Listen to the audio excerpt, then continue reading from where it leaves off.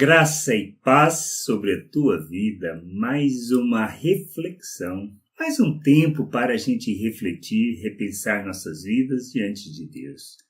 Para abandonarmos nossa religiosidade, o pensamento natural, a forma de agir como uma pessoa natural, como uma pessoa imatura, mas precisamos crescer, amadurecer, compreender o que seja a verdadeira religião, o verdadeiro culto a Deus, e nos submetermos a essa vontade.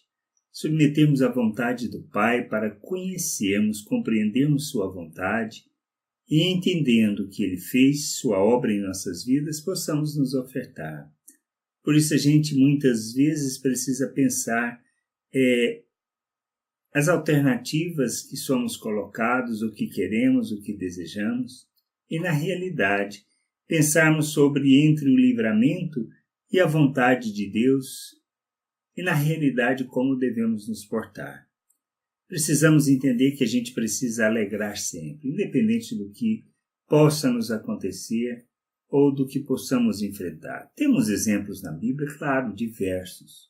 E a gente precisa entender essas coisas, compreender a vontade de Deus e agirmos com o entendimento de quem é uma pessoa madura em Deus, que compreende, que entende e se sujeita à vontade do Pai. Por isso, na noite, Paulo estando... O que aconteceu? Paulo volta a Jerusalém, ele é preso e testemunha perante o Sinédrio. Nessa noite, Jesus aparece a ele e fala uma coisa. Ele continua preso. Diz assim, na noite seguinte, o Senhor, pondo-se ao lado dele, diz, coragem. Pois do modo por que destes testemunho a meu respeito em Jerusalém, assim importa também que o faças em Roma. Então, o que nós precisamos enxergar e entender? Nem sempre é do jeito que queríamos, nem sempre é da forma como gostaríamos. Era para Paulo testemunhar perante as autoridades. Qual a melhor forma dele testemunhar? Melhor seria se fosse livre, convidado para fazer isso. Mas fariam isso? Quem é Paulo? Quem é Paulo diante das autoridades, do poder que existia na época? Nenhum.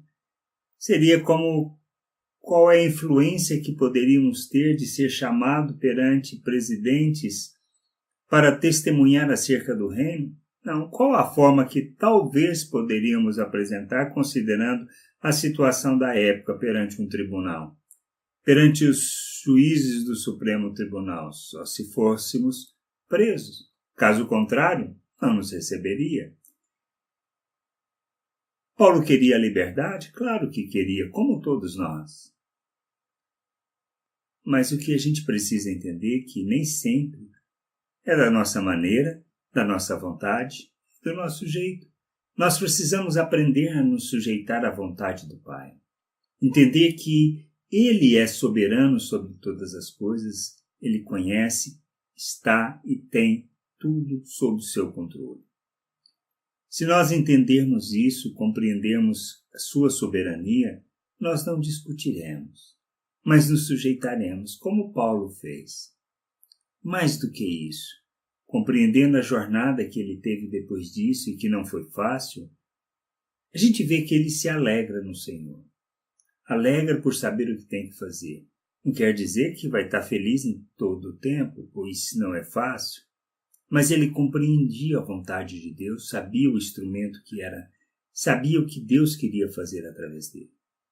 Assim como ele, nós precisamos aprender essas coisas. Precisamos aprender a nos sujeitarmos à vontade de Deus, a buscarmos o conhecimento dessa vontade, compreendermos o seu querer e entendermos que somos chamados para testemunharmos de quem somos em Deus, em toda e qualquer situação. Mesmo que seja uma aparentemente desgraça segundo a perspectiva deste mundo, nós sabemos que não é. Pois, diante de tudo isso, de tudo que possamos passar, como Paulo passou, a gente pode testemunhar de maneira viva, alegre, acerca da esperança. A esperança da salvação, acerca de nosso Deus, do seu reino, da sua vontade. Ou seja, nós revelamos as virtudes de Deus. E a gente precisa entender isso. Nós precisamos compreender que somos chamados para revelarmos o reino, para sermos como Cristo, fazermos das nossas vidas a verdadeira oferta, a oferta que agrada ao Pai e que o revela ao mundo. Se a gente entender isso, nós passaremos a viver segundo o pensamento de Deus, segundo a vontade e a perspectiva de Deus, e entenderemos que não se trata das coisas deste mundo, das coisas que passamos, mas do quanto revelamos o eterno.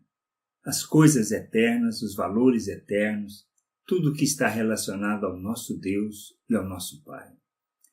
Se a gente entender isso e compreender essas coisas e compreender que nós, como membros do corpo, como família de Deus, nosso compromisso é revelarmos o Pai ao mundo.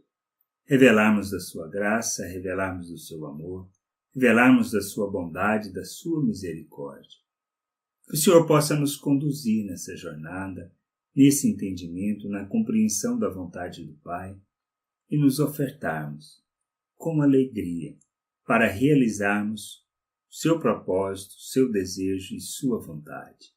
Graça e paz sobre a tua vida. Amém.